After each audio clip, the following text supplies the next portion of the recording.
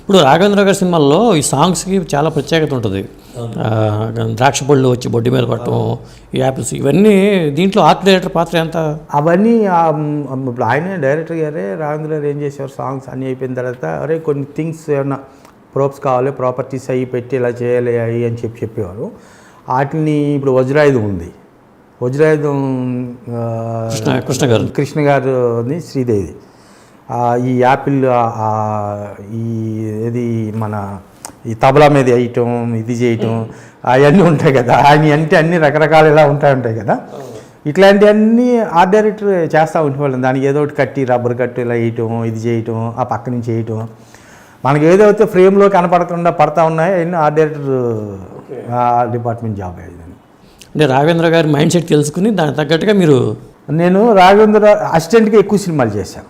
Art డైరెక్టర్గా ఆయన సినిమాలు చేసిన వాటిలో రౌడీ అల్లుడు చేశాను చిరంజీవి గారు, తర్వాత సుందరాకాండ వెంకటేష్ది, కొన్ని సినిమాలు గుర్తు రావట్లేదు. రాఘవేంద్ర గారితో చేసినప్పుడు చెప్పేవారు, అరే ఒక సాంగ్కి నువ్వు అవుతే సెట్ ఎలా వేస్తావరా అనేవాడు ఆయన. నేను ఇంటికి తీసుకెళ్ళి సాంగ్ విని ఈ సాంగ్ ఎలా ఉంటే బాగుంటుంది అనేది నేను ఆయనకి చెప్పేవాడిని. ఆయన నాకు ఇట్లా కావాలి, ఇలా కావాలి, ఎలా వేస్తామని చెప్పి చేస్తే తెలుసు కదా. అప్పటికే ఆయనతో చాలా సినిమాలు అసిస్టెంట్గా ట్రావెల్ అయ్యాను.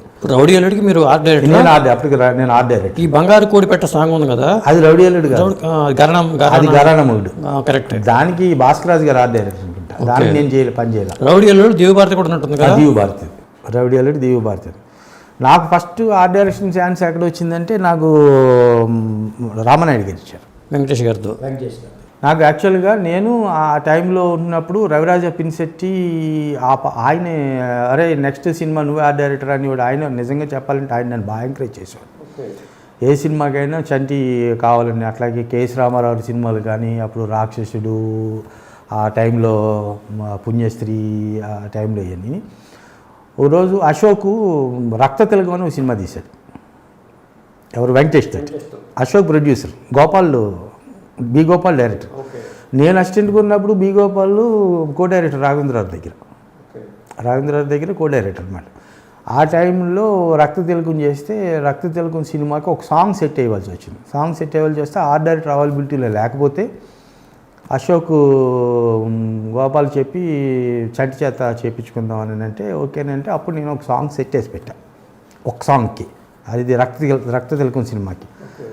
అది ఆ రోజు నాయుడు గారు లొకేషన్కి వచ్చి ఏంటి ఎవరు వేసారు ఈ సెట్ ఇదేనంటే నా ఫ్రెండ్ చంటి వేసాడు అదేనంటే ఈడ కొరవని పిల్లలు పిలిచిన తర్వాత జాగ్రత్తగా చేయవా ఇదేదో బాగానే ఉన్నది కలర్స్ అయ్యానంటే ఆ జనరేషన్ నుంచి నెక్స్ట్ జనరేషన్ కదా నాది, సో కొంచెం డిఫరెంట్గా కావాలని ఏదో కలరు ఏదో చేసాం ఆ టైంలో. అప్పుడు తర్వాత నాయుడు గారి దగ్గర నుంచి 4 రోజుల తర్వాత ఫోన్ వచ్చింది. 4 రోజుల దాని తర్వాత నెక్స్ట్ ఎన్ని రోజులకు గుర్తులేదు. వస్తే ఆఫీస్కి వెళ్ళా మెడ్రాస్లో. మా ఆఫీస్కి వెళ్తే ఆయన ఏమన్నారంటే ఏమైనా హైదరాబాద్ వెళ్ళి సెట్ అయ్యాలి, నువ్వు కనుక 24 అవర్స్లో సాంగ్ కనుక సెట్ చేస్తే నీకు ఆర్ట్ డైరెక్షన్ ఛాన్స్ ఇస్తానన్నారు. చేస్తాను సార్ అన్నాను.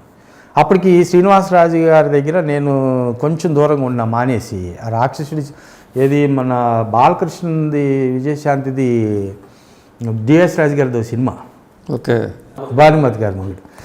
ఆ సినిమా అప్పుడు నుంచి శ్రీనివాసరాజు గారి దగ్గర నుంచి కాకుండా బయటకు వద్దాం అనేది కొంచెం మైండ్ సెట్లోకి వచ్చేసింది. అప్పుడు సో నారాయణరావు సడన్గా మన నాయుడు గారు ఆఫీస్కి వెళ్ళిన తర్వాత రేపొద్దున్న హైదరాబాద్ ఎల్లుండి మార్నింగ్ నేను వస్తాను, సెట్ రెడీగా ఉండాలి అని చెప్పి అన్నారు. ఛాలెంజింగ్గా తీసుకున్నాను, సాంగ్ విన్నాను. వెళ్ళేటప్పుడు వెంకటేష్ బాబుతో డిస్కస్ చేశాను.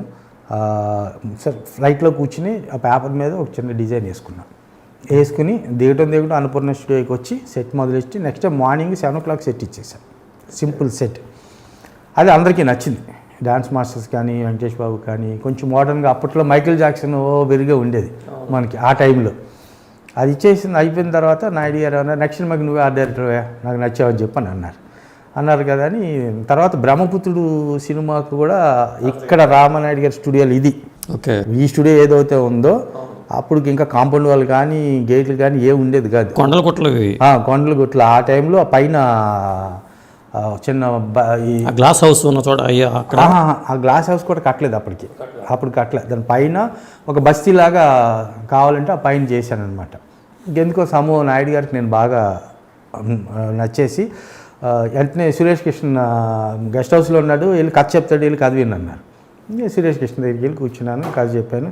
ఆయనేమో తరణిని పెట్టుకోవాలని సురేష్ కృష్ణ, నాయుడు గారేమో ఆ కుర్రోడు బాగా చేస్తున్నాడు, ఆ కుర్రోడికి ఈ సబ్జెక్ట్ కూడా ఇంట్రెస్ట్ ఉంది, కథ చెప్పండి ఫస్ట్ అన్నాడు. నాకు కథ చెప్పాడు ఆయన.